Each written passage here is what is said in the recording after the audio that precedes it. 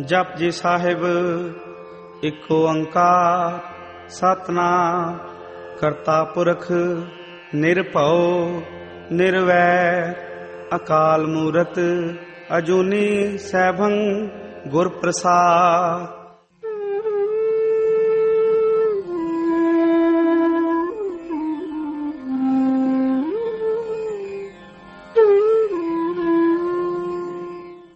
एक अंधेरी रात, भादों की अमावस, बादलों की गड़गड़ाहट, बीच बीच में बिजली का चमकना, वर्षा के झोंके, गांव पूरा सोया हुआ, बस नानक के गीत की गूंज। रात देर तक वे गाते रहे। नानक की मां डरी। आधी रात से ज्यादा बीत गई, कोई 3 बजने को हुए। नानक के कमरे का दिया जलता है, बीच बीच में गीत की आवाज आती है। नानक के द्वार पर नानक की मां ने दस्तक दी और कहा, बेटे अब सो भी जाओ, रात करीब करीब जाने को हो गई। नानक चुप हुए और तभी रात के अंधेरे में एक पपीहे ने जोर से कहा, प्यू प्यू। नानक ने कहा, सुनो मां, अभी पपीहा भी चुप नहीं हुआ, अपने प्यारे की पुकार कर रहा है, तो मैं कैसे चुप हो जाऊं? इस पपीहे से मेरी होड़ लगी, जब तक ये गाता रहेगा, पुकारता रहेगा, मैं भी पुकारता रहूंगा। और इसका प्यारा तो बहुत पास है, मेरा प्यारा बहुत दूर है। जन्मों जन्मों गाता रहूं तो ही उस तक पहुंच सकूंगा। रात और दिन का हिसाब नहीं रखा जा सकता है। नानक ने फिर गाना शुरू कर दिया। नानक ने परमात्मा को गा गा कर पाया। गीतों से पटा है मार्ग नानक का, इसलिए नानक की खोज बड़ी भिन्न है। पहली बात समझ लेनी जरूरी है, नानक ने योग नहीं किया, तप नहीं किया, ध्यान नहीं किया। नानक ने सिर्फ गाया और गाकर ही पा लिया। लेकिन गाया उन्होंने इतने पूरे प्राण से कि गीत ही ध्यान हो गया, गीत ही योग बन गया, गीत ही तप हो गया। जब भी कोई समग्र प्राण से किसी भी कृत्य को करता है, वही कृत्य मार्ग बन जाता है। तुम ध्यान भी करो अधूरा अधूरा तो भी न पहुंच पाओगे। तुम पूरा पूरा पूरे हृदय से, तुम्हारी सारी समग्रता से एक गीत भी गा दो, एक नृत्य भी कर लो, तो भी तुम पहुंच जाओगे।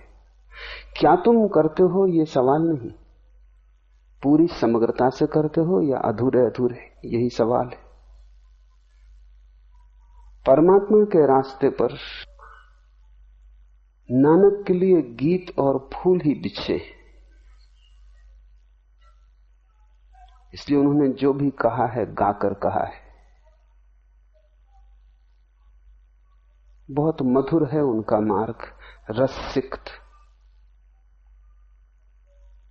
कल हम कबीर की बात कर रहे थे। सुरत कलारी भई मतवारी, मधवा पी गई बिन तौले। नानक वही है जो मधुआ को बिना तौले पी गए, फिर जीवन भर गाते रहे। ये गीत साधारण गायक के नहीं, ये गीत उसके हैं जिसने जाना है। इन गीतों में सत्य की भनक, इन गीतों में परमात्मा का प्रतिबिंब है। दूसरी बात,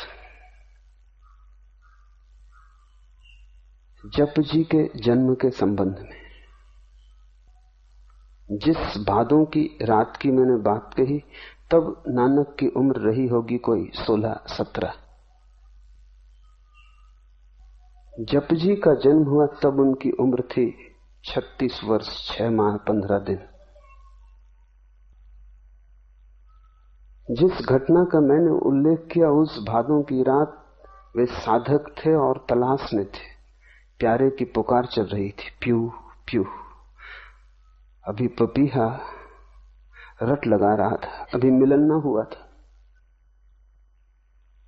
जपजी का जब जन्म हुआ, ये मिलन के बाद उनका पहला उद्घोष है। पपीहा ने पा लिया अपने प्यारे को, प्यू प्यू की रटन पूरी हुई, मिलन हो गया। उस मिलन से जो पहला उद्घोष हुआ है वो जपजी है। इसलिए नानक की वाणी में जो मूल्य जपजी का है वो किसी और बात का नहीं। जपजी ताजे से ताजे खबर है उस लोक की। वहां से लौटकर उन्होंने जो पहली बात कही वो यही है। उस जगत से इस जगत में आकर जो पहले शब्द निर्मित हुए वही जपजी है।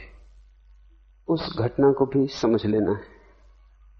नदी के किनारे रात के अंधेरे में अपने साथी और सेवक मर्दाना के साथ वो नदी तट पर बैठे थे।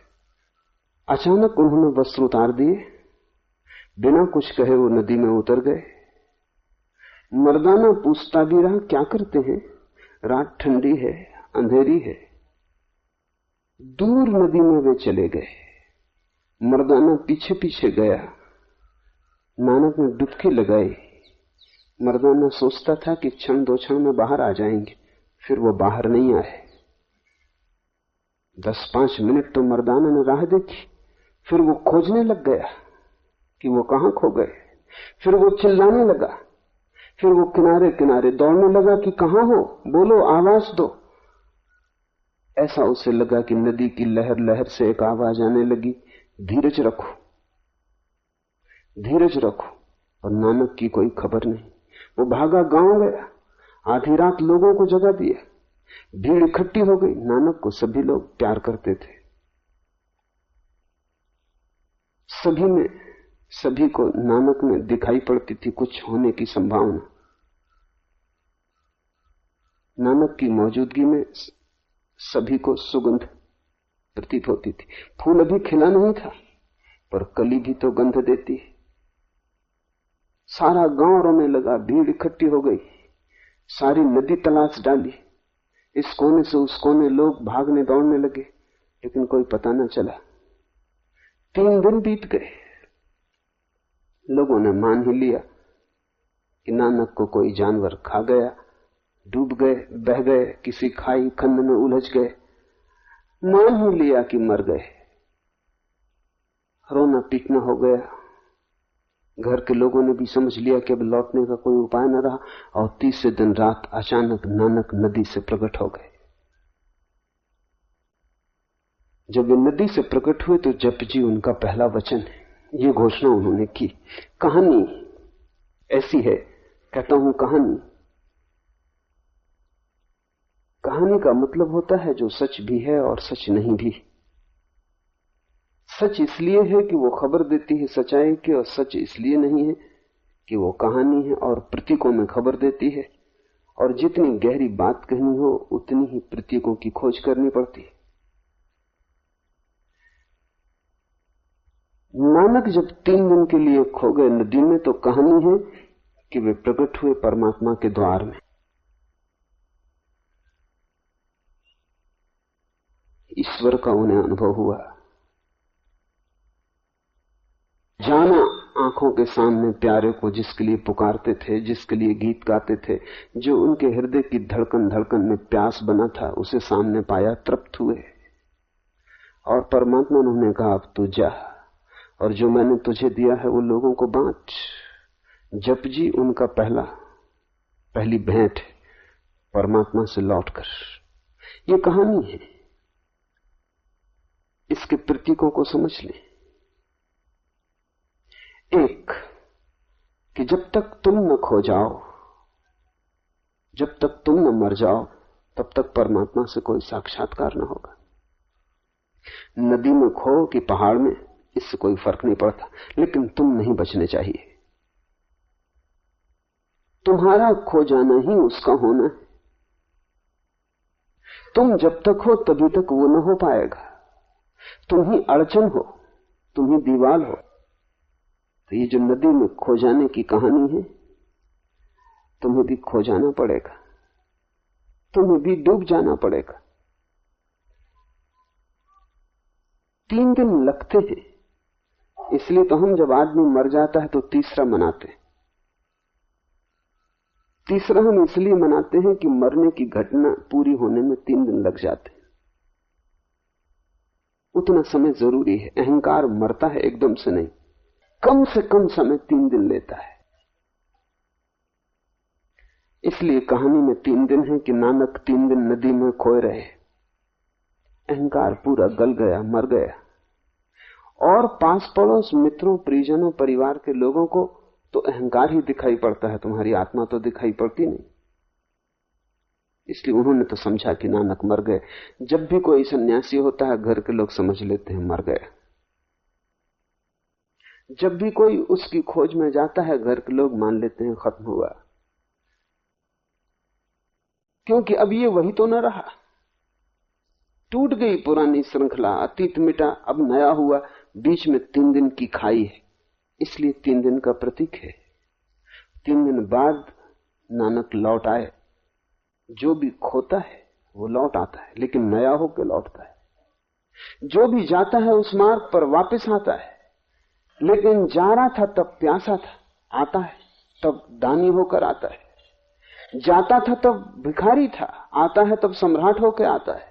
जो भी परमात्मा में लीन होता है, जाते समय भिक्षा पात्र होता है, लौटते समय अपरंपार संपदा होती बांटने को।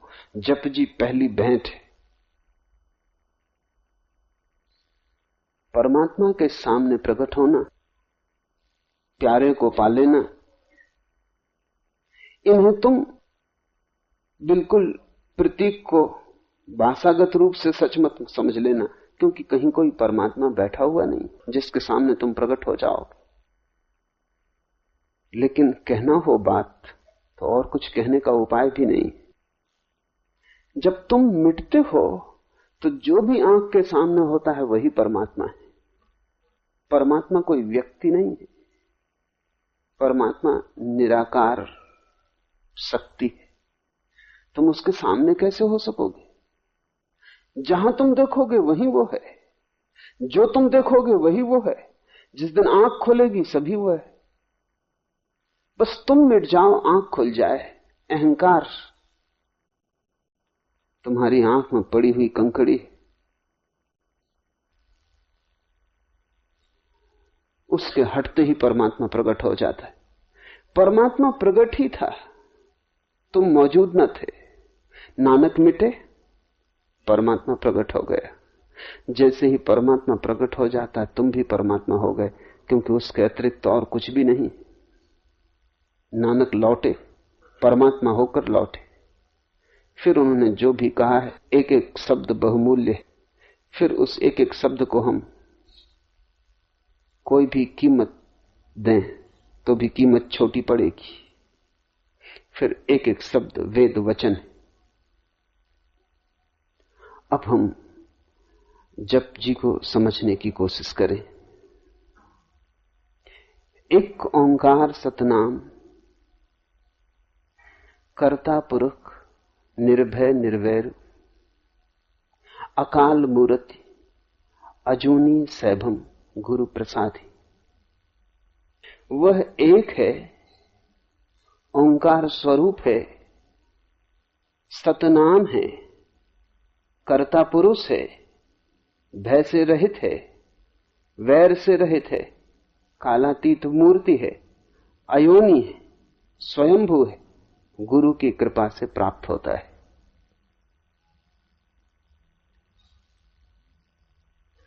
एक है, एक ओंकार सतनाम।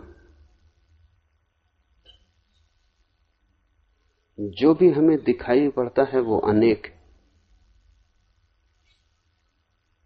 जहां भी तुम देखते हो भेद दिखाई पड़ता है, जहां तुम्हारी आंख पड़ती है अनेक दिखाई पड़ता है। सागर के किनारे जाते हो लहरें दिखाई पड़ती हैं, सागर दिखाई नहीं पड़ता। हालांकि सागर ही है, लहरें तो ऊपर ऊपर है, पर जो ऊपर ऊपर है वही दिखाई पड़ता है, क्योंकि ऊपर की ही आंख हमारे पास है। भीतर को देखने के लिए तो भीतर की आंख चाहिए। जैसी होगी आंख वैसा ही होगा दर्शन। आंख से गहरा तो दर्शन नहीं हो सकता। तुम्हारे पास आंख ही ऊपर की है तो लहरों को देख के लौट आओगे और लोगों से कहोगे कि सागर हो आया। सागर में जाने का ये ढंग नहीं। किनारे से तो दिखाई पड़ेंगी लहरें, सागर में हो तो डूबना ही पड़े। इसलिए तो कहानी है कि नानक नदी में डूब गए। लहरों में नहीं है वो, नदी में है। लहरों में नहीं है, सागर में है। ऊपर ऊपर तो लहरें होंगी। तट से तुम देख के लौट आओगे तो तुम जो खबर दोगे वो गलत होगी। तुम कहोगे कि सागर हो आया। सागर तक गए नहीं, तट पर तो सागर नहीं है, वहां से तो लहरें दिखाई पड़ सकती हैं। लहरों का जोड़ भी सागर नहीं है, जोड़ से भी ज्यादा है सागर। और जो मौलिक भेद है वो ये है कि लहर अभी है, क्षण भर बाद नहीं होगी, क्षण भर पहले नहीं थी। एक सूफी फकीर हुआ जुन्नैद, बहुत प्रेम करता था अपने बेटे को। फिर बेटा अचानक मर गया किसी दुर्घटना में, तो दफना आया। पत्नी थोड़ी हैरान हुई। पत्नी सोचती थी कि बेटा मरेगा तो जुन्नैद पागल हो जाए, इतना प्रेम करता था बेटे को। लेकिन जैसे जुन्नैद को कुछ हुआ ही नहीं, जैसे बेटा मरा ही नहीं, जैसे कोई बात ही नहीं, जुन्नैद वैसा ही रहा। आखिर सांझ होते होते जब लोग विदा हो गए सहानुभूति प्रकट करके, तो पत्नी ने पूछा कि कुछ दुख नहीं हुआ तुम्हें? मैं तो सोचती थी तुम टूट जाओगे, इस बेटे से तुम्हें इतना प्रेम था। जुन्नैद ने कहा कि एक क्षण को धक्का लगा था, फिर मुझे याद आया जब ये बेटा नहीं था तब भी मैं था और खुश था। जब ये बेटा नहीं था तब भी मैं था और खुश था। अब ये बेटा नहीं है तो दुख होने का क्या कारण है? फिर वैसे ही हो गया जैसे पहले था। बेटा बीच में आया और गया, न पहले दुखी था तो अब दुखी होने का क्या कारण? बिना बेटे के मजे में था, अब फिर बिना बेटे के हूं, फर्क क्या है? बीच का एक सपना टूट गया। जो बनता है और मिट जाता है वो सपना है, जो आता है और चला जाता है वो सपना है। लहरें सपना, सागर सच। अनेक लहरें हैं, एक सागर है। हमें अनेक दिखाई पड़ता है, और जब तक एक न दिखाई पड़ जाए तब तक हम भटकते रहेंगे, क्योंकि एक ही सच है। एक ओंकार सतनाम।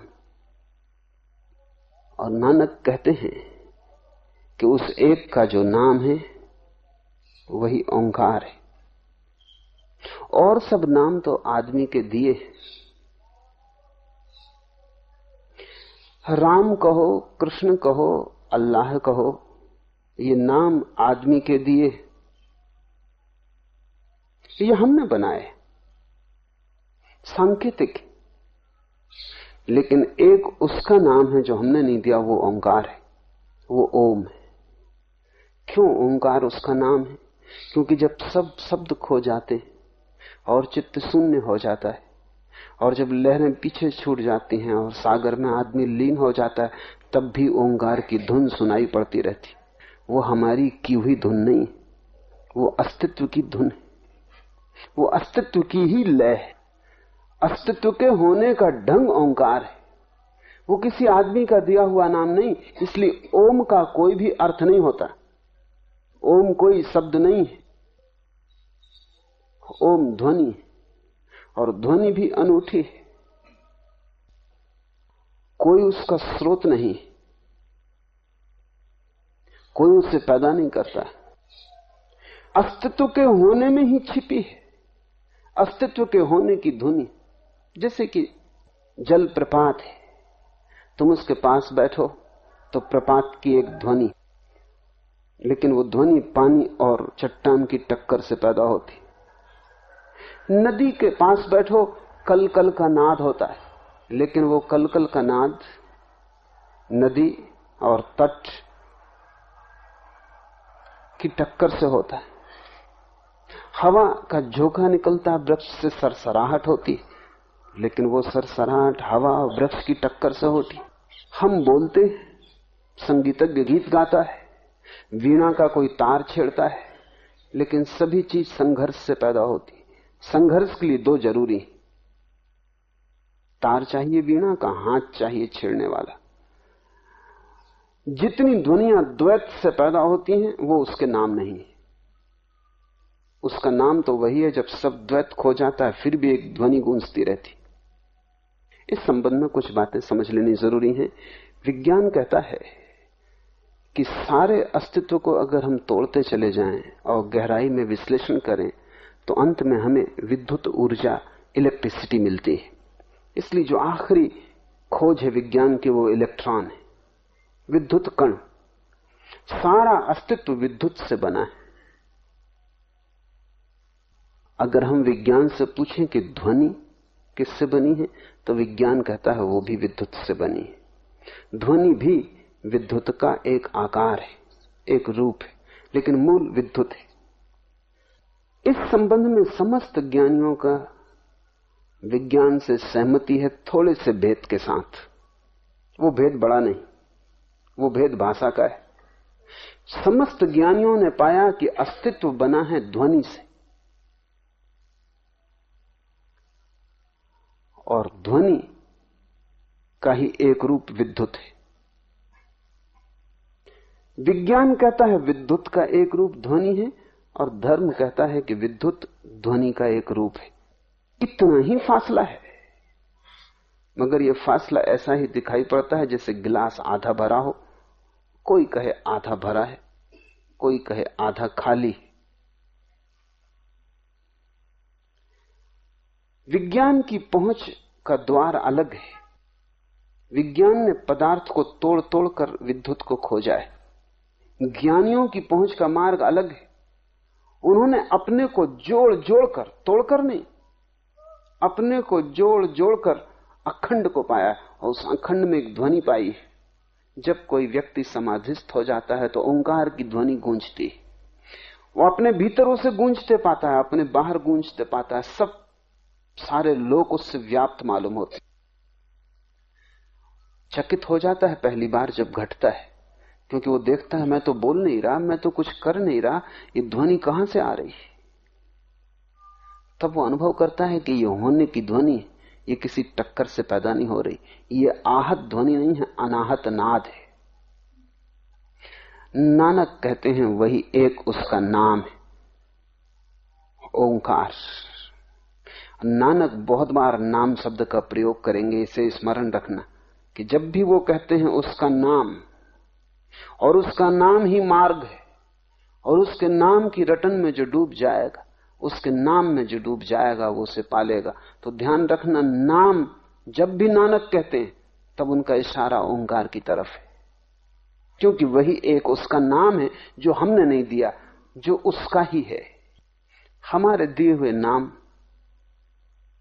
बहुत दूर न जा सकेंगे, और अगर थोड़े बहुत जाते भी हैं तो इसलिए जाते हैं कि हमारे नामों में भी उसके नाम की थोड़ी सी झलक होती।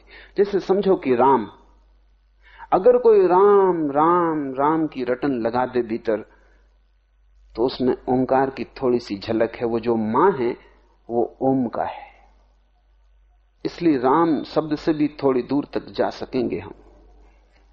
लेकिन अगर तुम धुन को करते ही गए तो तुम एक दिन अचानक पाओगे कि राम की ध्वनि ओंकार में बदल गई।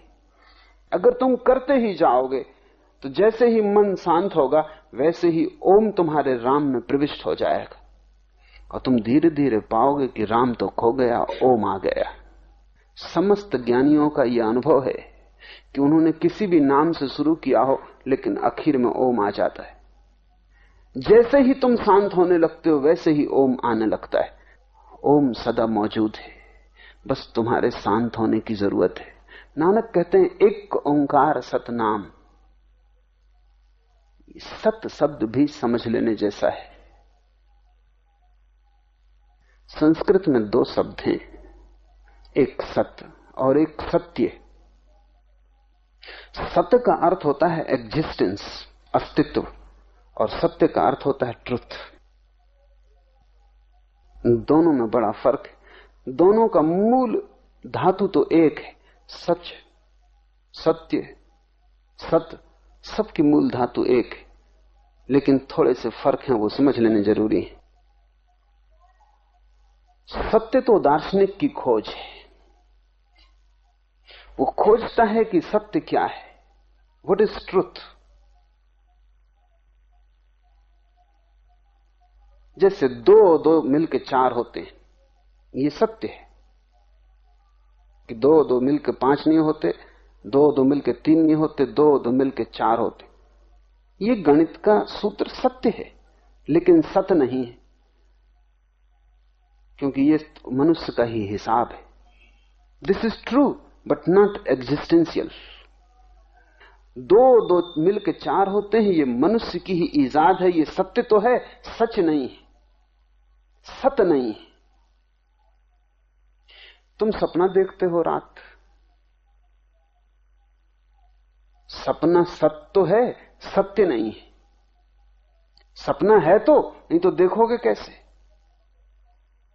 होना तो है, लेकिन तुम ये नहीं कह सकते कि सत्य है, क्योंकि सुबह तुम पाते हो कि ना होने के बराबर है। लेकिन हुआ जरूर, सपना घटा। तो दुनिया में ऐसी घटनाएं हैं जो सत्य हैं और सत्य नहीं, और ऐसी भी घटनाएं हैं जो सत्य हैं लेकिन सत्य नहीं।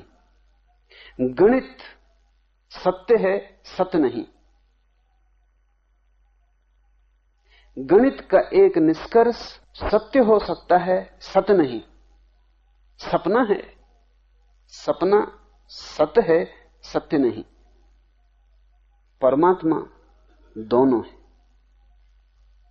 सत्य भी सत्य भी।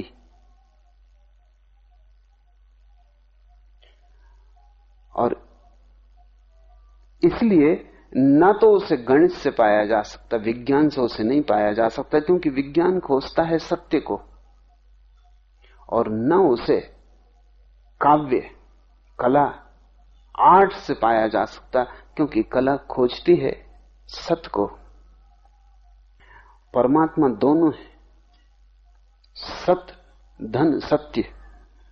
इसलिए न तो कला उसे पूरा खोज सकती है और न विज्ञान, दोनों अधूरे हैं। और इसलिए धर्म की खोज दोनों से पृथक है। धर्म उसकी तलाश है जो दोनों है, एक साथ है, जो इतना सत्य है जितना कि गणित का कोई भी फार्मूला, और जो इतना सत्य है जितनी काव्य की कोई भी धारणा। वो दोनों हैं और दोनों नहीं है। अगर तुम आधे से देखोगे तो चूक जाओगे, अगर तुम दोनों को मिलाकर देखोगे तो ही उसे पा सकोगे। तो जब नानक कहते हैं एक ओंकार सतनाम, तो इस सत्य में दोनों है, सत्य और सत्य। उस परम अस्तित्व का नाम जो गणित की तरह सच है और जो काव्य की तरह भी सत्य है, जो स्वप्न की तरह मधुर और गणित की तरह ठीक ठीक सही है, जो हृदय की भावना की तरह भी है और मस्तिष्क की प्रतीति की भांति भी है। जहां मस्तिष्क और हृदय मिलते हैं वहीं धर्म शुरू होता है। अगर मस्तिष्क अकेला रहे, हृदय को दबा दे, तो विज्ञान पैदा होता है। अगर हृदय अकेला रहे, मस्तिष्क को हटा दे, तो कल्पना का जगत, काव्य, संगीत, चित्र, कला पैदा होती। और अगर मस्तिष्क और हृदय दोनों मिल जाएं, दोनों का संयोग हो जाए, तो हम ओंकार में प्रवेश करते हैं। धार्मिक व्यक्ति वैज्ञानिक से बड़ा वैज्ञानिक, कलाकार से बड़ा कलाकार है, क्योंकि उसकी खोज संयुक्त है। विज्ञान और कला द्वंद्व, धर्म समन्वय है, सिंथेसिस है। नानक कहते हैं एक ओंकार सतनाम, वह एक ओंकार स्वरूप वह सतनाम कर्ता पुरुष। ये जो शब्द हैं, इन्हें ऊपर से समझोगे तो भ्रांतियां होंगी। ज्ञानियों की एक अड़चन है कि शब्द तो उन्हें तुम्हारे ही उपयोग करने पड़ते। तुमसे बात करनी है, तुम्हारी ही भाषा बोलनी पड़ेगी, और जो वो कहना चाहते हैं वो भाषा के पार है। जो वो कहना चाहते हैं वो तुम्हारी भाषा में आ नहीं सकता। तुम्हारी भाषा बहुत संकीर्ण, वो बहुत विराट। जैसे कोई अपने घर में पूरे आकाश को समा लेना चाहे, जैसे कोई अपनी मुट्ठी में सारे प्रकाश को बांध लेना चाहे, ऐसी असमर्थता है। तो तुम्हारे ही शब्द उपयोग करने पड़ते, और तुम्हारे शब्दों के कारण ही इतने संप्रदाय पैदा हो जाते। क्योंकि बुद्ध नानक से 2000 साल पहले हुए, तो बुद्ध दूसरी भाषा का उपयोग करते हैं जो प्रचलित थी, जो लोग समझते थे। कृष्ण और 2000 साल पहले बुद्ध से हुए, वो और दूसरी भाषा का उपयोग करते हैं जो लोग समझते थे। मोहम्मद और दूसरी भाषा का उपयोग करते हैं, क्योंकि दूसरी हवा, दूसरा मुल्क, दूसरे ढंग के लोग। महावीर अलग, जीसस अलग। भाषाओं के भेद हैं। भाषा तुम्हारी वजह से अलग है, अन्यथा ज्ञानियों में कोई भी भेद नहीं। नानक जो भाषा का उपयोग कर रहे हैं वो नानक के समय समझी जा सकती थी। तो नानक कहते हैं कर्ता पुरुष, वही बनाने वाला। लेकिन तत्क्षण हमें ख्याल आता है कि अगर वही बनाने वाला है और हम बनाए गए हैं तो द्वैत हो गया। और नानक तो शुरू में ही इंकार कर दिए हैं कि वह एक है। अगर वो बनाने वाला और सृष्टा है और सृष्टि अलग है जिसको उसने बनाया, तो द्वैत शुरू हो गया। हमारी भाषा से अड़चन शुरू होती। जैसे जैसे नानक आगे बढ़ेंगे वैसे वैसे अड़चन शुरू होगी। जो उन्होंने पहला शब्द बोला है समाधि के बाद, वो है एक ओंकार सतनाम। सच तो यह है कि पूरा सिख धर्म इन 3 शब्दों में समाप्त हो जाता है। इसके आगे तो तुम्हें समझाने की कोशिश है, अन्यथा बात पूरी हो गई। तुम नहीं समझोगे, इससे आगे फिर विस्तार करना पड़ता है। विस्तार तुम्हारे कारण, अन्यथा मंत्र तो पूरा हो गया, बात तो पूरी हो गई। एक ओंकार सतनाम सब कह दिया, लेकिन तुम्हारे लिए तभी कुछ भी नहीं कहा गया। इन 3 शब्दों से क्या हल होगा? कुछ हल नहीं होता। तब तुम्हारी भाषा की शुरुआत होती।